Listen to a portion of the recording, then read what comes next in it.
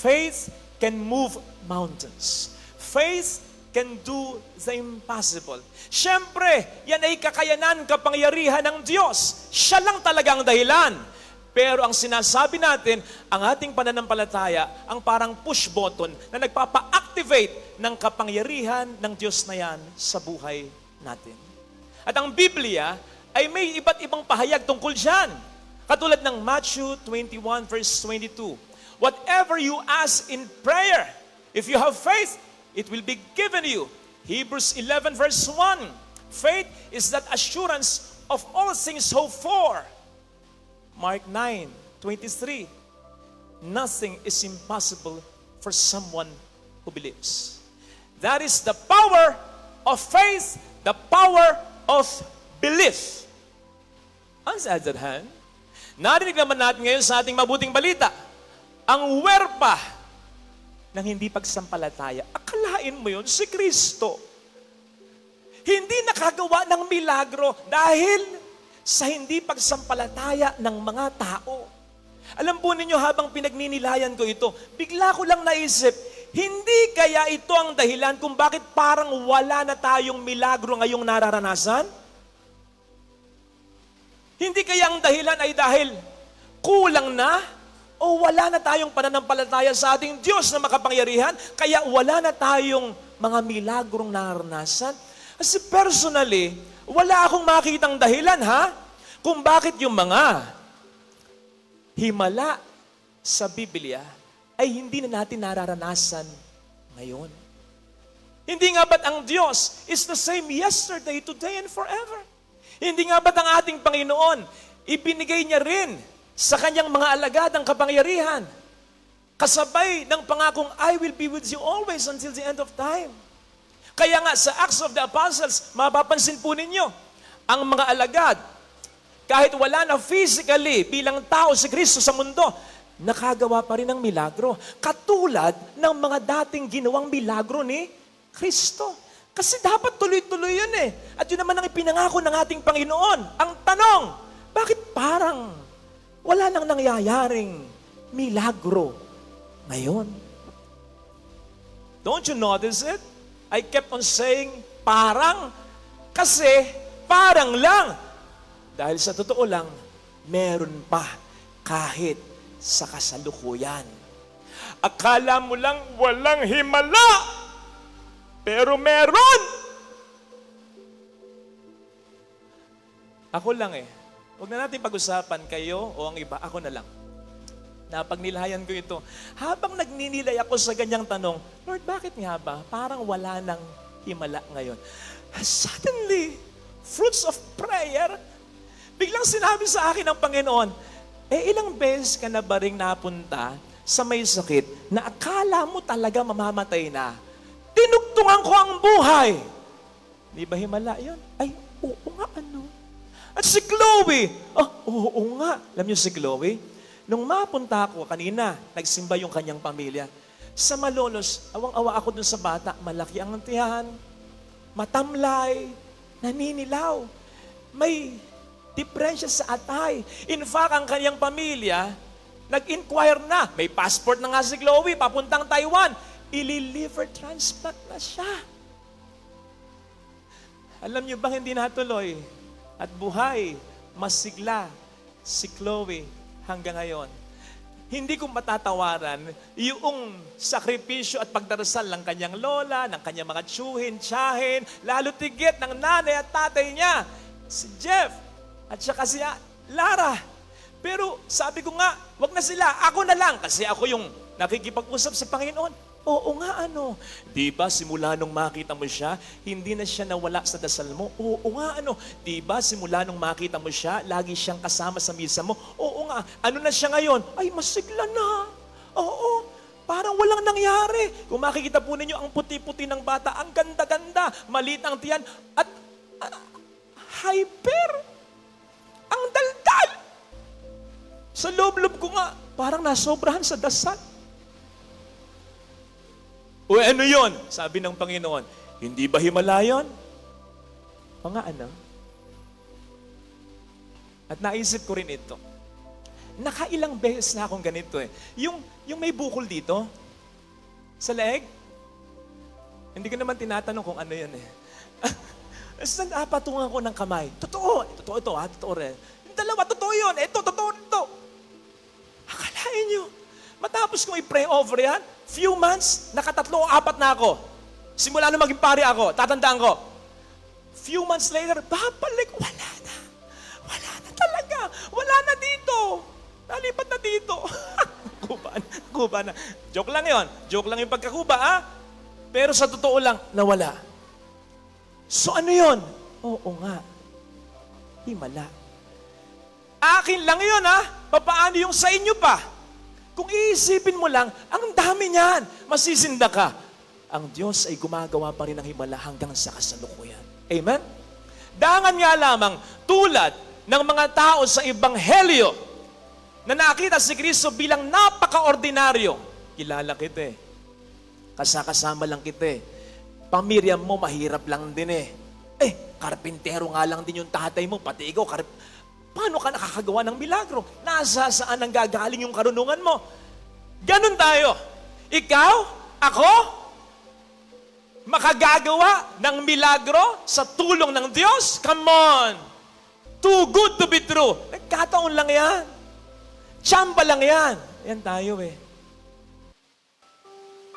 You may be thinking, lalong-lalo na kung sadsad ka na ngayon sa suliranin, Father, again, that's too good to be true.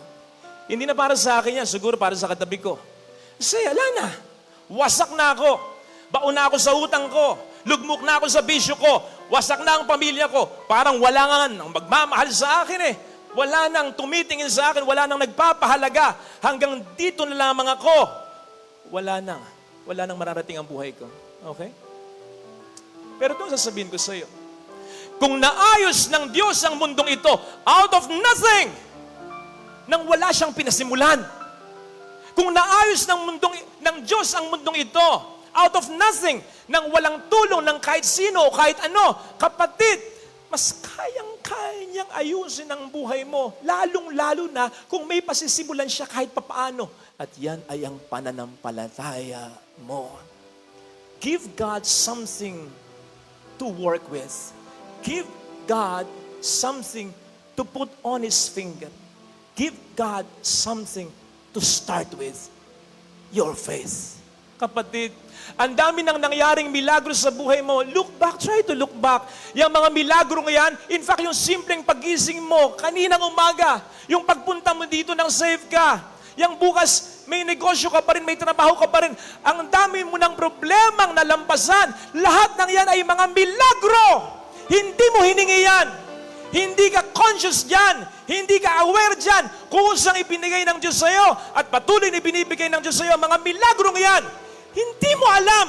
Yun pa kayang milagro na conscious ka. Yun pa kayang milagro na buong puso mong hihilingin sa Kanya. Pagalingin mo ako. Iayos mo ang buhay ko. Gusto ko nang makalipas ang problemang ito. Yun pa kaya ang hindi niya ibigay sa'yo. Lalong-lalo na kung solid ang pananampalataya mo. Ito sana mga kapatid, ay pagdasal natin sa misang ito. At tulad ng sabi ko noong nakaraang linggo, sana hindi nyo nakalimutan ito. Kahit gaano kaliit ang pananampalataya mo, wala ng lahat, wag lang yan. Kasi yan ang pagsisimulan ng Panginoon ng marami pang mga himala at magandang mangyayari sa iyong buhay. Ikaw ang bida sa buhay mo. Nag-iisa ka sa mundong ito. Mahal na mahal ka ng Diyos. Hindi niya pababayang magtapos sa problema ang buhay mo. Basta manampalataya ka sa Kanya. Laban. Kapit lang. Kung ikaw ngayon nanonood ng pelikula, telenovela na aargabyado yung bida, anong sinasabi mo? Ay, nasa kanya ang huling halakak siya ang bida. Marunong ka pa sa direktor, sasabihin pa natin sa iba. May conflict lang, may problema lang para gumanda yung storya, pero sa huli, okay pa rin yan. May saving factor pa rin para sa bida. Kapatid, ikaw ang bida sa buhay mo. Nag-iisa ka sa mundong ito. Mahal na mahal ka ng Diyos. Kilala niyo si Abraham Lincoln? Si Abraham Lincoln, nawala ng trabaho taong 1832. Natalo din siya sa lehislatura taong ito. 1833, nalugi ang business niya. 1835, namatay ang kanyang mahal na asawa. 1836, nagka-nervous breakdown siya. 1838, natalo sa pagiging Speaker of the State ng Amerika. 1843 at 1848, natalo sa Kongreso. Rejected for the position of land officer noong 1849. Defeated in the Senate, 1854. Defeated for the nomination for Vice President of the United States in 1856. Defeated again in 1858. Akalain yun, puro period 2 eh. Pero in 1860, siya ang naging presidente ng Amerika. Napapansin nyo ba? Sigurado ko napapansin ninyo. Hindi lang kayo makapagsalita, nahihiya kayo. Siguro minsan napapintasan ninyo yung simbahan, bagamat maganda nga, pero may mga palitadang sablay. May mga naglabas na mga wire. Tingnan nyo yung mikropono, nandito. Wireless nga ito, pero nandyan may wire. Ang daming mga patsi-patsi pa. Sasagutin ko yung komento ninyo. Hindi pa maayos kasi hindi pa tapos. Hindi pa maayos ang buhay mo kasi hindi pa tapos. Ang Diyos, may inaayos pa ang Diyos. At hindi lang niya inaayos yung labas, inaayos din niya yung loob. Yung loob mo, para mas maging matatag ka, para mas maging malapit ka sa Kanya, para makita mo kung paano gumagalaw ang Kanyang mga kamay sa iyong buhay, sa iyong pamilya. Mind you, may mga problemang mas nagpagkakaisa sa pamilya. Kapatid, kung yung solar system, ayos na ayos gumagana ng maayos Alam ba ninyo na kung konti lang, mapakonti lang na malapit tayo sa araw, masusunog tayo, pero tansyadong tansyado. Maayos na maayos. Kung yung solar system, naayos niya ang buhay mo, hindi niya maayos. At kung yung solar system na walang buhay, inayos niya, ikaw pa kaya na buhay? Na mahalaga sa Kanya? Father, kung inaayos niya, bakit may sakit pa rin ako? Bakit ganito pa rin? Marunong ka pa. Ikaw na mag-ayos. Di ba, minsan ganun tayo? Ikaw na. Teka, inaayos ko Diyan ka. Ba't ganun ang ayos? Ako ang nag-aayos, di ba? Pupwedeng sa tingin mo, he is failing. Sa tingin mo yon, hindi sa tingin niya. Malinaw, hindi lang yon ang paraan niya. Marami siyang paraan. And He may allow you na isipin, He is failing in your terms. Basta you allow Him to win in His terms. Lahat ng nagpunta dito, hindi naman gumagaling lahat May mga kaibigan pa akong malapit sa akin, hindi naman gumaling Pero wag mo sabihing natalo sila. Wag mo sabihing natalo sila. Hindi ikaw nasa kalagayan lang. Hindi ikaw yung namatay na payapang namatay. Hindi ikaw yung namatay na walang pagsisisi sa buhay. Hindi ikaw yung namatay na pagpikit mo, pagdilat mo, ang Diyos ang sumundo sa'yo. Hindi ikaw ang nasa kalagayan niya. Kaya wag mo sabihing natalo siya. Hindi ka matatalo. Kung sa simula pa lang sumasampalataya ka na at hanggang dulo. Tagal ko nag-iisip ng i-homily ngayon. Tagal. Alam po ninyo, kanina, siguro 2 a.m. gising pa ako. Hindi ko talaga binibitawan.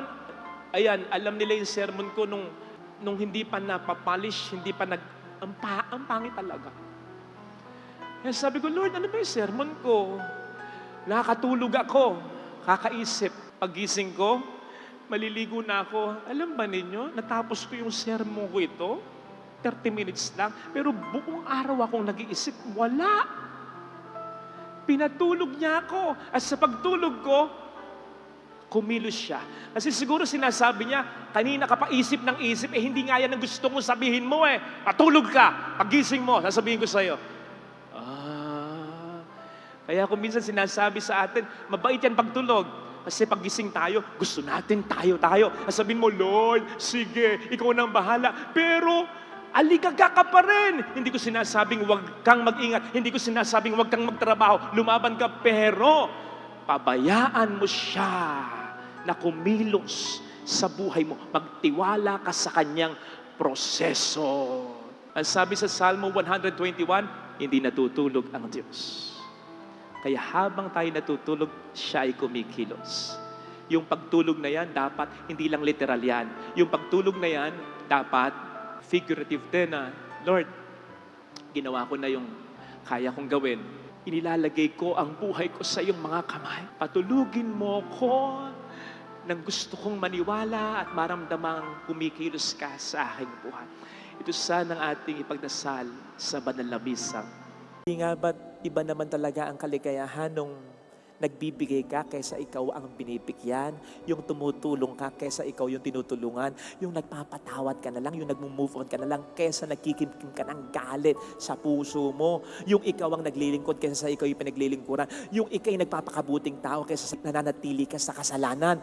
Iba yung kaligayahang naibibigay niyan. Ngayon, kung hindi ka makarelate much sa sinasabi ko, sa ini-enumerate ko, ano nga ba yung kaligayahan na sinasabi ni Father? Baka nga nahirati na tayo sa alok na delights and pleasures na ibinibigay sa atin ng demonyo. When I say pleasures na ibinibigay sa atin ng demonyo, hindi lang ito yung pagiging makasalanan, ha? Kundi yung pagiging makamundo. Kasi po pwedeng wala ka namang ginagawang kasalanan, pero alam mo yun, parang nahihirati ka sa kaligayahan na ibibigay ng mundo. Hindi mo na nile-level up yung desire mo. Natatandaan mo nung bata ka, iba yung mga priorities mo sa buhay.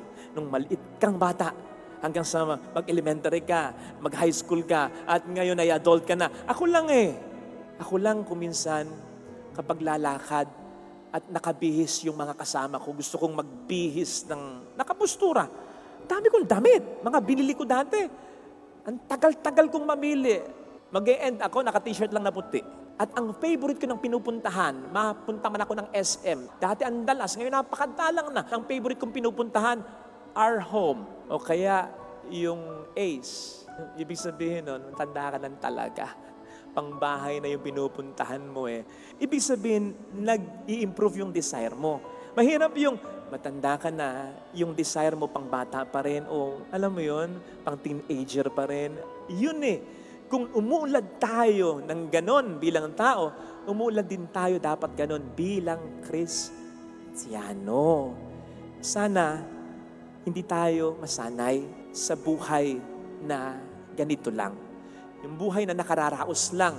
Kahit na hindi kayo gumagawa ng malalaking kasalanan o karumal-dumal na kasalanan.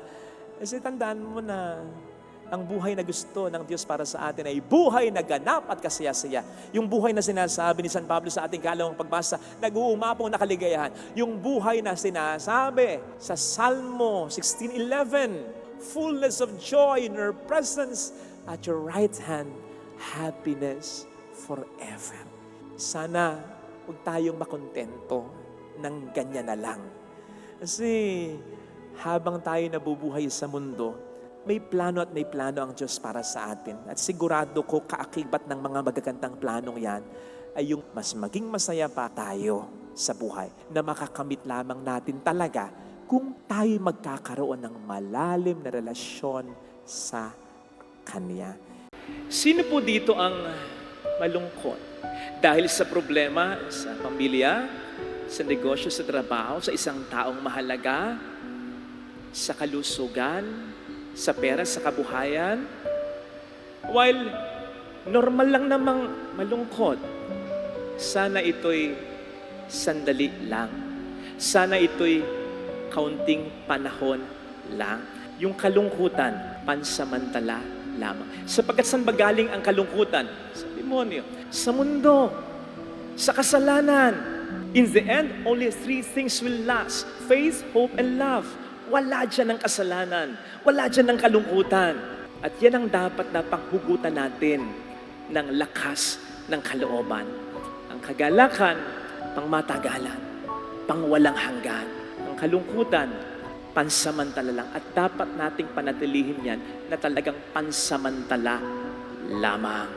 Depende lang talaga kung ang kalungkutan at kung ang takot ay ating mas papamuran. At wala tayong ibang masasaktan kundi ang Diyos pag nagkaganyan. Hindi yung mga tao, hindi yung asawa mo, hindi yung kapatid mo, hindi yung anak mo, hindi yung kaibigan mo, hindi yung doktor, hindi yung taong nagmamalasakit sa'yo na nagsasabing huwag kang matakot, huwag kang malungkot.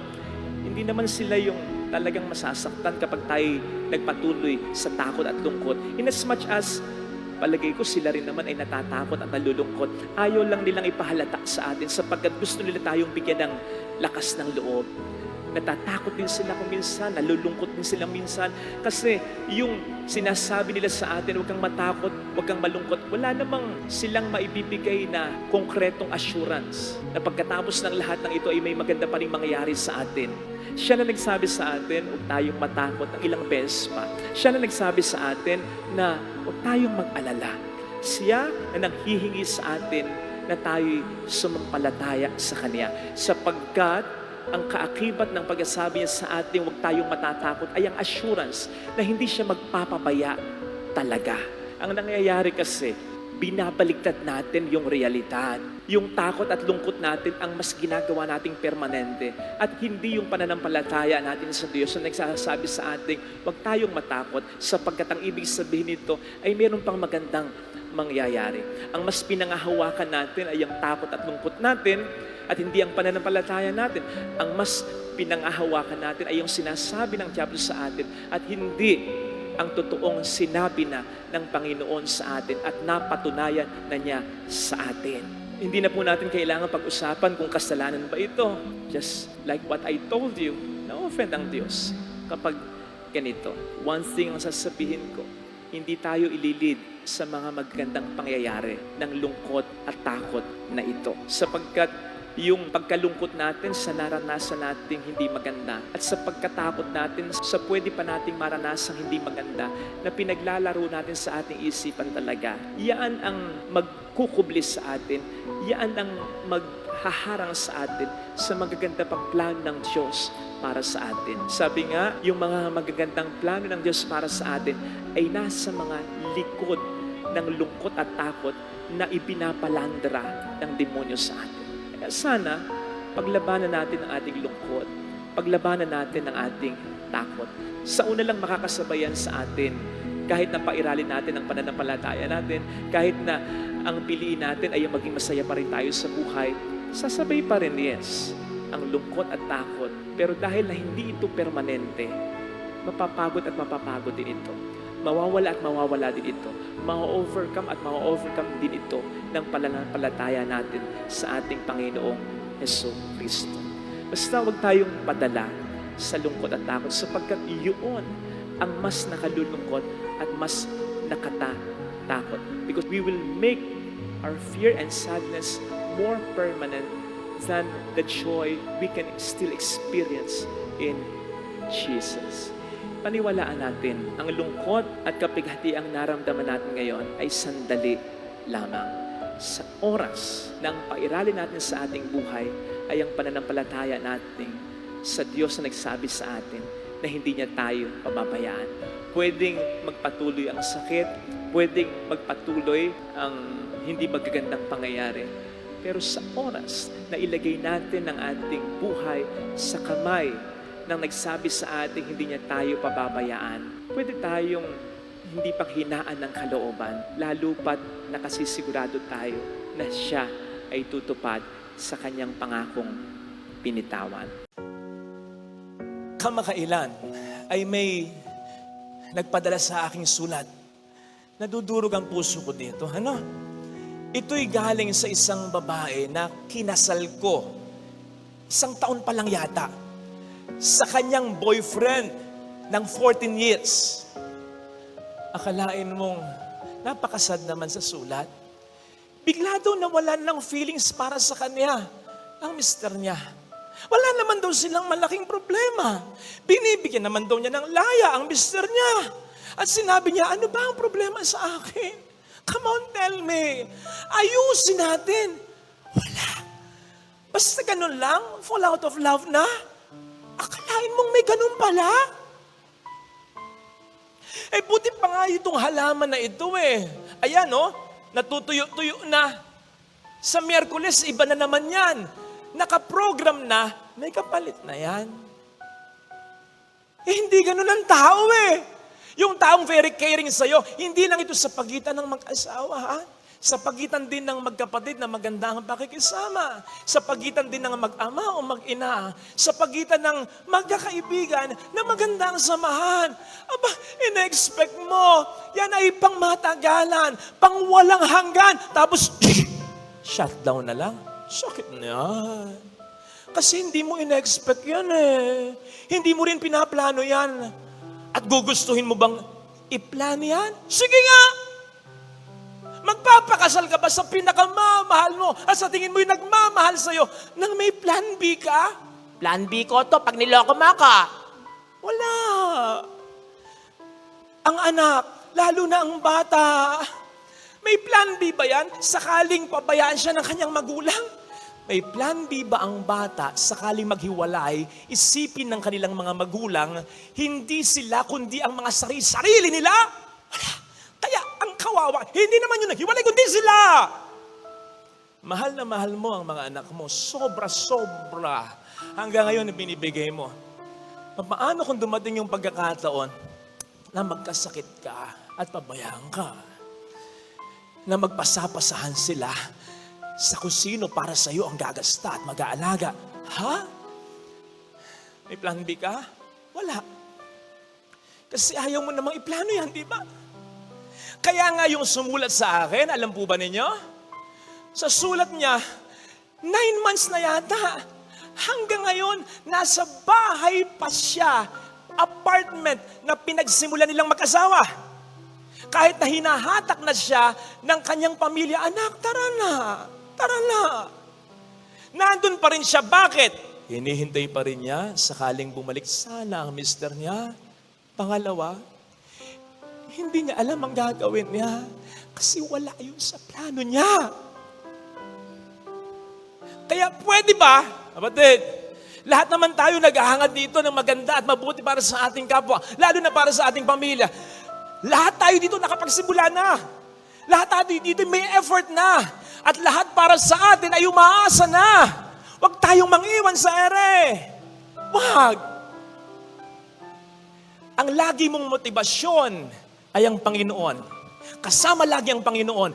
Lagi kang magdarasal, isusurrender mo ang lahat sa Kanya. I-report mo ang lahat ng magaganda, pati ang mga pangit. Isama mo sa plano siya sapagkat in the first place, siya naman ang nagsabi sa iyo, mahalin mo ang taong yan buong buhay mo, pakasalan mo. Siya naman nag-inspire sa iyo, ito ang pangarap mo para sa mga magulang mo, gawin mo. Siya naman ang nagsabi sa iyo, iayos mo ang buhay ng mga anak mo, itaguyod mo. Siya naman nagsabi sa iyo, tulungan mo ang kapatid mo. Siya! At sinasabi sa Bible, kung siya ang nagpunla sa isip at sa puso mo, isiguraduhin niya na magkakaroon ito ng bunga. Basta huwag kang bibitaw. Sinasabi sa ating unang pagbasa, hindi sasayangin ng Panginoon lahat ng pagod mo. Ibe-bless niya ito.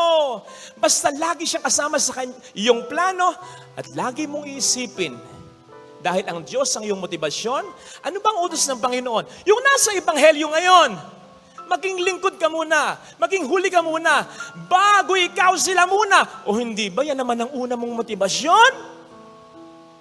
Hindi ang sarili mo, kundi ang mga mahal mo. Huwag kang magbabago. Wag. Sapagkat sinisigurado ko sa iyo, mabibless yung efforts mo. Pero pag ikaw'y nagbago, hindi ko alam kung ano mangyari sa'yo. Malamang sa magsisi ka. Bakit? Mawawala ng saysay lahat ng ginawa mong sakripisyo. Peke lang pala ang lahat ng ito. Pangalawa, pwede kang sumira ng buhay ng ibang tao, lalo tigit yung mga mahal mong umasa na sa iyo. Para naman sa mga taong pinaasa, para naman sa mga taong niloko, tinalikuran na lang basta-basta, ito sasabihin ko sa iyo, kang malungkot. Yes, ang Panginoon para sa iyo ay walang plan B. Wala siyang plan B. Bakit? Sapagkat kung ano ang maganda niyang plano para sa iyo, itutuloy pa rin niya kahit niloko ka, iniwan ka, kahit pinabayaan ka. Sapagkat kapag sinabi niya, hindi siya nang iiwan. Tinototoo niya. Basta ituloy mo magpapakabuting tao mo, ha? Huwag kang gaganti ng masama sa masama. Kapit lang. Hindi ka niya pababayaan. Lagay natin. Marami kong mga nagawang kasalanan, mga kapalpakan, which have made me undeserving of all this. Yes, Pero alam ng Panginoon na ako'y nagsisi. Alam ng Panginoon na seryoso ang aking pagbabago. While I may be experiencing some of the consequence of all my shortcomings and sins in the past, in the present, kung papaano ko ginagamit ng Panginoon ngayon, ay patunay na pinatawad na ako ng Panginoon. Kaya mga kapatid, huwag tayong mag-alala gaano man kalaki ang ating pagkakasala. Lalo pat ikinukumpisan natin sa Panginoon at tayo nagsisisi ng talaga. Yes, while there may be consequences of our sins, hindi ito punishments. These are just consequences. So, ibig sabihin, kakampi natin ng Diyos, and these consequences will end.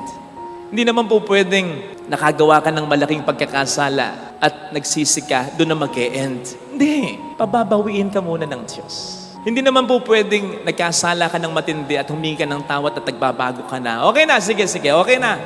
Kukunin na kita. Okay, wala nang mangyayaring maganda sa buhay mo. Hindi. Ang ibig sabihin ng nagkasala ka ng matindi at nagbago ka na, hindi mo pa naaawit sa punto ng buhay mo yung pinakamagandang awit na pwede mong awitin. Hindi mo pa nasusulat sa punto ng buhay mo yung pinakamagandang libro ng buhay mo na pwede mong sulatin. You have not yet lived the best time of your life. Kahit sa basketball may share ko sa inyo Game namin, I think it was last week. Meron kaming Paralympics. Malolos Priest versus Parañaque Priest. Crucial minutes. Isa lang yata ang lamang namin or ganunan kami ng Parañaque. Naglapot ako. Dami kong turnovers. Tapos yung 2 free throw. Nalalamang kami sana ng 3. Isa lang yung lamang namin. Hindi ko pa na-pass. Talagang panlabas. Talagang pwedeng sabihin ni Coach Jigs, magaling naming Coach Father Chico Gracia, "Ay, Vidal, lumabas ka! Naglalapot ka!" Sorry.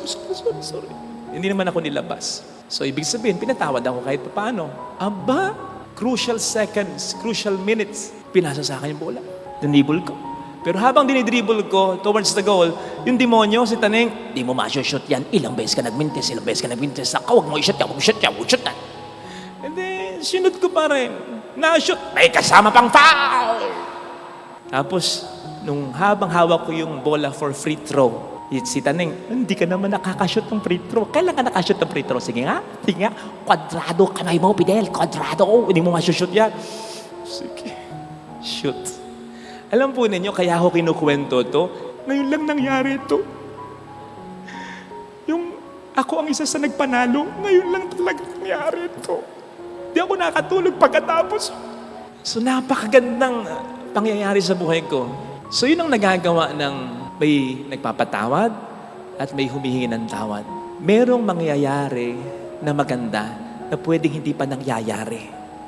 O sige nga, kung walang nagpatawad o tsaka humingi ng tawad, may mababasa pa tayong ebanghelyo ayon kay San Mateo na isang publikano? Na. Kung walang nagpatawad na Diyos at walang humingi ng tawad, magiging pinuno pa rin ba ng simbahang itinatag ni Kristo si Pedro na nagtatuwag sa Panginoon ng makatatlo? Kung walang nagpatawad na Diyos at walang humingi ng tawad, sige nga, meron ba tayong mga santo, unang-una mga disipulo, magkakaroon ba ng malawak na pagkakakilala ng Kristyanismo? Itandaan natin, di ba? Lahat ng santo naging makasalanan din naman. And not to mention yung batayan ng ating pinagninilayan ng ating first reading. Yung sinabi ni St. Paul na mapalad ang tao na ang kasalanan ay nililimutan ng Panginoon. Alam niyo kung ano batayan nito? Ang batayan nito ay yung sinabi ni David. Alam natin kung ano naging kasalanan ni David. Di ba? Antindi. Nangalo niya siya.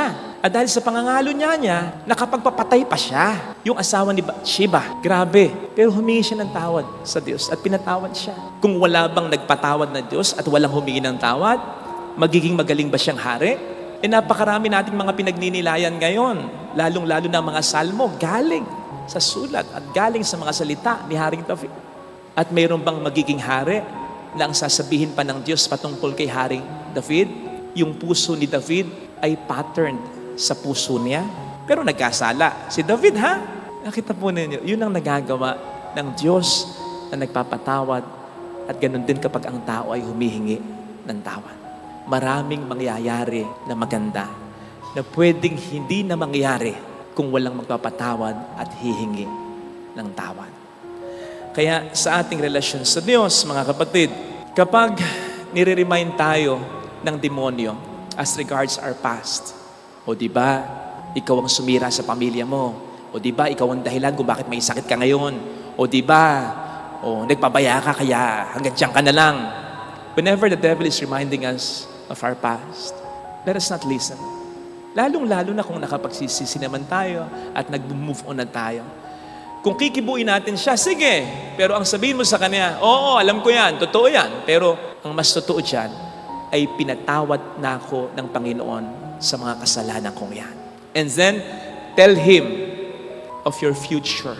Makababawi ako, makababangon ako, makahihingi ako ng tawad, mapapatawad ako, maayos ko ang buhay ko, maitutuwid ko ang mga liku-likong linyang ginawa ko, makaaahon ako. Siyempre, kukontrahin niya yan. Sabihin niya, hindi totoo yan, nandiyan ka na lang. Kung kakausapin mo pa rin siya, sabihin mo sa kanya, anong alam mo sa mangyayari sa buhay ko? Hindi ko sinuko sa iyong mga kamay ang buhay ko. Sinuko ko sa Diyos. At kapag nasa Diyos ang ating buhay, may pag-asa, may mangyayari pang maganda. Sigurado yan, sapagkat mararamdaman natin kung paano kumikilos ang kanyang mga kamay sa ating buhay. Yun ngang mula sa kawalan, from nothing, He created everything, mula pa sa something, yes, maging mula sa kasalanan.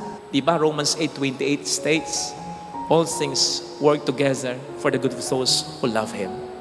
And when we say all things, that includes our sins. Kayang makagawa ng Diyos ng pagkapala mula sa pagkakasala. Lalo pa kung tayo hihingi ng tawad sa Kanya at magbabago ng talaga. Ito sana ang hilingin nating biyaya sa ating banal na misa. Ikaw ang bida sa buhay mo, nag-iisa ka sa mundong ito, mahal na mahal ka ng Diyos. Hindi niya pababayang magtapos sa problema ang buhay mo. Basta manampalataya ka sa Kanya. Laban, kapit lang. Kung ikaw ngayon nanonood ng pelikula, telenovela na aargabyado yung bida, ano sinasabi mo? Ay, nasa kanya ang huling halakak siya ang bida. Marunong ka pa sa direktor, sasabihin pa natin sa iba. May conflict lang, may problema lang para gumanda yung storya, pero sa huli, okay pa rin yan. May saving factor pa rin para sa bida. Kapatid, ikaw ang bida sa buhay mo, nag-iisa ka sa mundong ito, mahal na mahal ka ng Diyos. Kilala niyo si Abraham Lincoln? Si Abraham Lincoln, nawala ng trabaho taong 1832. Natalo din siya sa lehislatura taong ito. 1833, nalugi ang business niya. 1835, namatay ang kanyang mahal na asawa. 1836, nagka-nervous breakdown siya. 1838, natalo sa pagiging Speaker of the State ng Amerika. 1843 at 1848, natalo sa Kongreso. Rejected for the position of land officer noong 1849. Defeated in the Senate, 1854. Defeated for the nomination for Vice President of the United States in 1856. Defeated again in 1858. Akalain yun, puro period 2 Pero in 1860, siya ang naging presidente ng Amerika. Napapansin nyo ba? Sigurado ko napapansin ninyo. Hindi lang kayo makapagsalita, nahihiya kayo. Siguro minsan napapintasan ninyo yung simbahan, bagamat maganda nga, pero may mga palitadang sablay. May mga naglabas na mga wire. Tingnan nyo yung mikropono, nandito. Wireless nga ito, pero nandyan may wire. Ang daming mga patsi-patsi pa. Sasagutin ko yung komento ninyo. Hindi pa maayos kasi hindi pa tapos. Hindi pa maayos ang buhay mo kasi hindi pa tapos. Ang Diyos, may inaayos pa ang Diyos. At hindi lang niya inaayos yung labas, inaayos din niya yung loob. Yung loob mo, para mas maging matatag ka, para mas maging malapit ka sa Kanya, para makita mo kung paano gumagalaw ang Kanyang mga kamay sa iyong buhay, sa iyong pamilya. Mind you, may mga problemang mas nagpagkakaisa sa pamilya. Kapatid, kung yung solar system, ayos na ayos Gumagana ng maayos eh. Alam ba ninyo na kung konti lang, mapakonti lang na malapit tayo sa araw, masusunog tayo, pero tansyado. Maayos na maayos. Kung yung solar system, naayos niya ang buhay mo, hindi niya maayos. At kung yung solar system na walang buhay, inayos niya, ikaw pa kaya na buhay? Na mahalaga sa Kanya? Father, kung inaayos niya, bakit may sakit pa rin ako? Bakit ganito pa rin? Marunong ka pa. Ikaw na mag-ayos. Di ba, minsan ganun tayo? Ikaw na. Teka, inaayos ko eh. Diyan ka.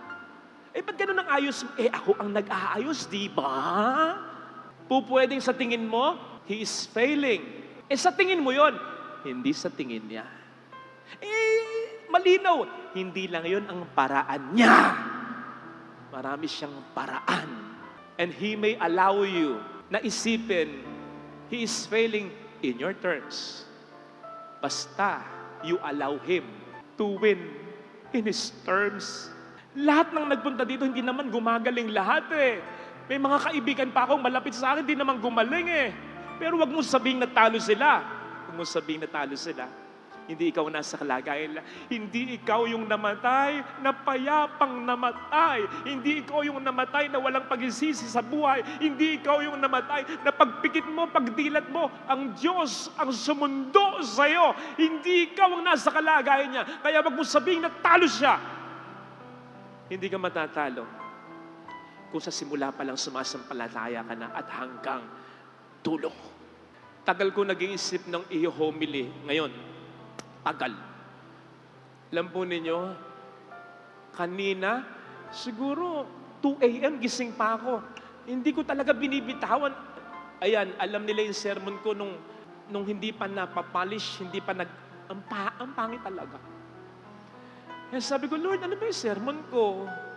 Nakakatulog ako, kakaisip. Pag-gising ko, maliligo na ako. Alam ba ninyo, natapos ko yung sermon ko ito, 30 minutes lang, pero buong araw akong nag-iisip, wala. Pinatulog niya ako. At sa pagtulog ko, kumilos siya.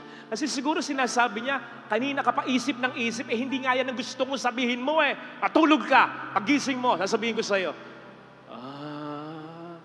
Kaya kung minsan sinasabi sa atin, mabait yan pagtulog. Kasi paggising tayo, gusto natin tayo. Sabihin mo, Lord, sige, ikaw nang bahala. Pero, aligaga ka pa rin. Hindi ko sinasabing huwag kang mag-ingat. Hindi ko sinasabing huwag kang magtrabaho. Lumaban ka, pero pabayaan mo siya na kumilos sa buhay mo. Magtiwala ka sa kanyang proseso. Ang sabi sa Salmo 121, hindi natutulog ang Diyos. Kaya habang tayo natutulog, siya ay kumikilos. Yung pagtulog na yan, dapat hindi lang literal yan. Yung pagtulog na yan, dapat figurative din na, Lord, ginawa ko na yung kaya kong gawin. Inilalagay ko ang buhay ko sa iyong mga kamay. Patulugin mo ko nang gusto kong maniwala at maramdamang kumikilos ka sa aking buhay. Ito sana ang ating ipagdasal sa banal na misa. Nagpapakabuti ka naman. Wala ka namang inaargabyadong tao. Pero bakit ang daming problema? Sana pala nagpakasama ka na lang. Sana pala nandaya ka na lang. Sana pala hindi ka na lang nagsisimba. Mahirap pa yung umaasa. Yun ang sasabihin sa iyo ng Diablo. Eh. Pero, sinong paniniwalaan mo? Yung Diablo na sinisiraan ang Diyos? O ang Diyos na sinasabi lamang naman sa iyo, sisirain ka ng Diablo. Tama yung slide kanina, may hawak-hawak na bata, si Satanas. Pero kaya pangit yon, simbolismo yon. Hindi ka aalagaan ng Diablo. Unti-unti niyang papapangitin ang buhay mo. Akala mo lang, hindi ka nahuhuli eh. Akala mo lang, okay pa yung buhay mo eh. Wala ka pang problema eh. Akala mo lang, wala ka pang sakit, marami ka pang pera. Akala mo lang yon. Pero pinapapangit ka na niya unti-unti. Pati ang pamilya mo. Ang ating Panginoong, ayan o, hawak-hawak yung tupa. Madungis yan. Naglalakad yan sa lupa lang. Mainit ang sikat ng araw. Mabaho yan, mapanghiyan. Parang yung ating buhay na batbat kung minsan ng paghihirap. Pero kapag ikaw ay tupa ng Panginoon, alaga ka. Yun yung kapayapaan eh. Hindi kinakailangang maganda ang mangyari. Lahat no. Ang kailangan mong maramdaman, nandyan siya sa lahat ng magiging pangyayari sa buhay mo. Again, sino ang paniniwalaan mo? Sana ang paniwalaan natin ay ang ating Panginoong nagsasabing, naparito ako upang bigyan ka ng buhay na ganap at kasiyasiya. Now, pwede mo sabihin, Father, gustuhin ko mang maniwala. Ang layo ngayon ng nararanasan ko sa buhay na ganap at kasiyasiya. Dami kong problema. Naintindihan kita. Pero sana intindihin mo rin ito. Bakit ba sa Biblia, tinawag ng Diyos si Abraham na Abraham? Ano ibig sabihin ng Abraham? Father of many nations. Kailan siya tinawag ng Diyos na Abraham, Father of many nations? Nung may anak na siya, wala pa. Super tanda na nilang mag-asawa, wala pang anak kahit isa, pero tinawag, Abraham. Abay, kung makikita mo nun si Abraham, makikipagkilala ka sa kanya, sasabihin ko, Father Fidel, pangalan mo. Alam ko, ibig sabihin ng Abraham, sasabihin niya, Abraham. Ay, ilan ng anak mo? Wala. Bakit nagpangalan ka ng ganyan? Sabihin ni Abraham, sabi ng Diyos, ito daw ang pangalan ko eh. See? Kahit anong sabihin mo, sabi ng Diyos, yun ang pangalan ko eh. Si Gideon, hindi pa siya nakakahawak ng armas. Hindi siya maalam sa pakikipagdigma, pero hindi pa man nakakahawak ng armas. Ang sabi ng Diyos sa kanya sa pamamagitan ng isang anghel, mighty warrior, makiting na mandirigma. Oh, sige nga, hindi ka pa mahihiya. Pero sabi ng Diyos, ang matindi si Noe, nung kapanahunan niya, walang ulan. Kahit isang patak, wala silang naranasang ulan. Akalain mong walang ulan, tapos sasabihin niya, babaha. Alam ng ulan, di ba? Pero kahit wala siyang alam na ulan, gumawa siya ng bangka. Bakit? Sabi ng Diyos. Sabi ng Diyos sa'yo, buhay na ganap at kasiyasiya.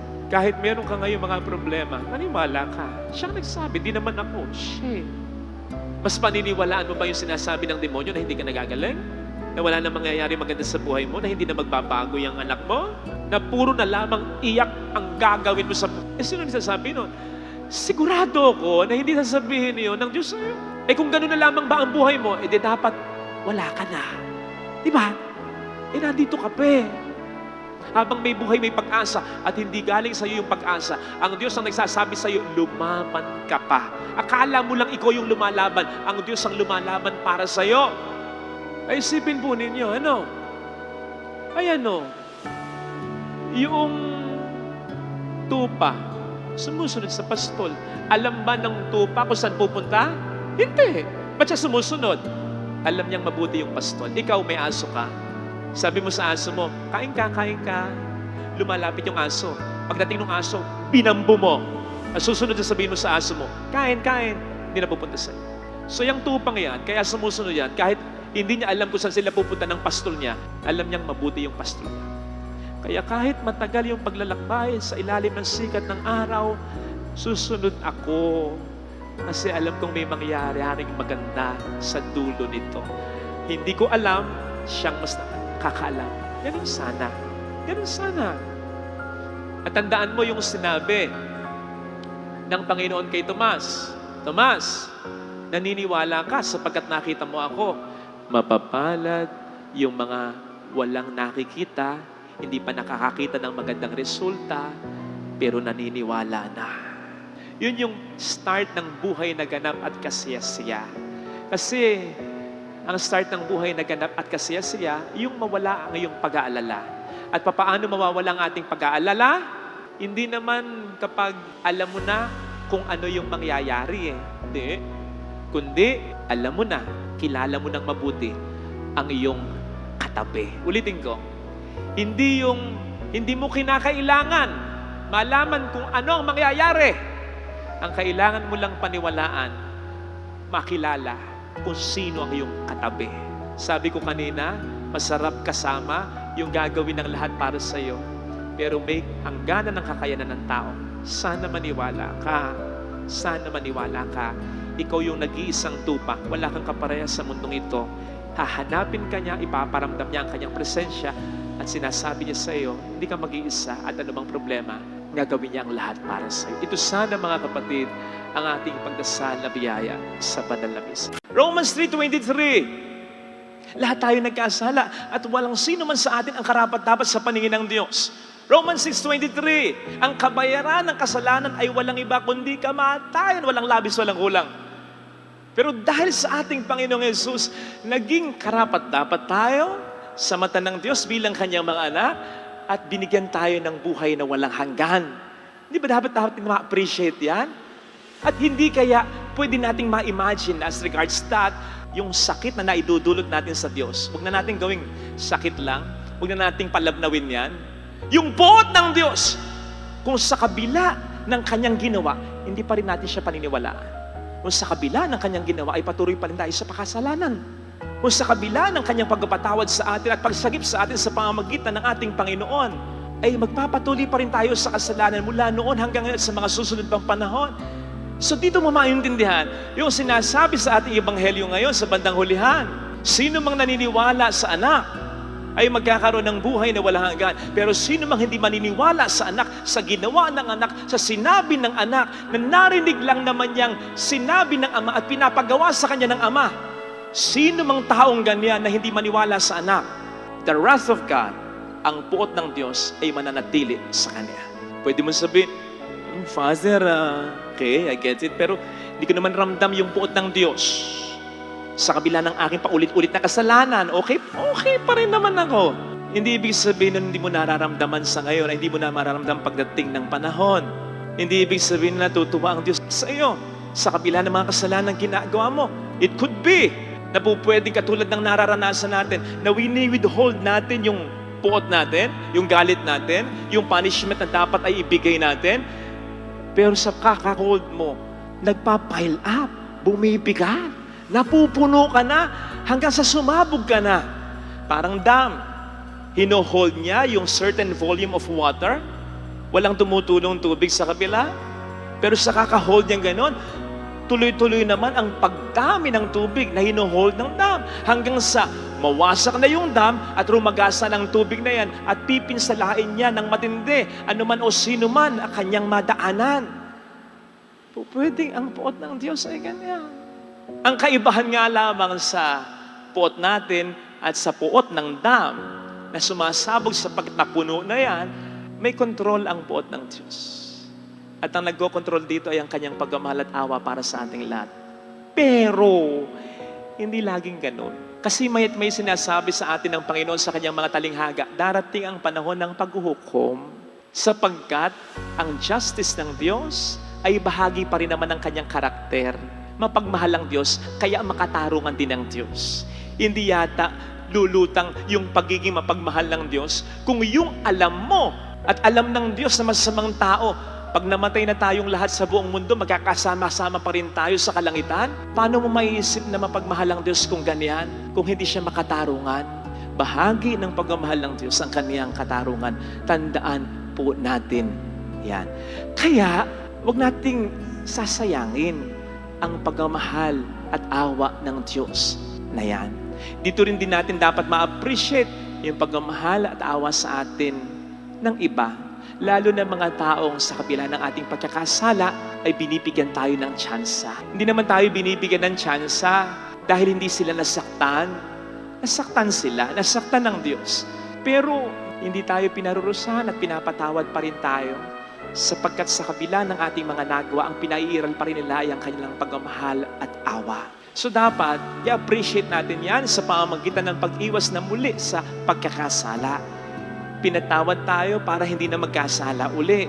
Hindi para gumawa ng kasalanan uli. Tapos magtataka tayo kung bakit ang tao ay magbabago. Kung ang Diyos nga may hangganan, darating ang paghuhukom, darating ang pagkakataong haharap tayo sa Kanya, at sa pagharap natin sa Kanya, hindi na po pwede yung, kahit marami kang kasalanan, sige na nga. Kahit di ka nakapagsisit, nakapagbago, sige na nga pa. Hindi pwede yon. Hindi ganon ang Diyos. Kung sa Diyos nga may hangganan, darating ang pagkakataon na wala ng mga tsansang maibibigay na ganyan. Ang tao pa kaya? Tapos magtataka ka kung bakit nagbago siya. Ikaw naman ang gumawa ng maraming dahilan para makapagbago siya. Sinasabi na naman niya sa iyo dati pa kung ano yung ayaw niya. Kung bakit lagi mong ginagawa yung pang pinaka-ayaw niya.